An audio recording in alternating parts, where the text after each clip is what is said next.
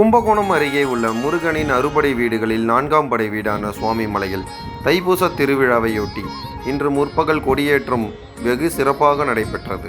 இதில் ஏராளமான பக்தர்கள் கலந்து கொண்டு சுவாமி தரிசனம் செய்தனர்.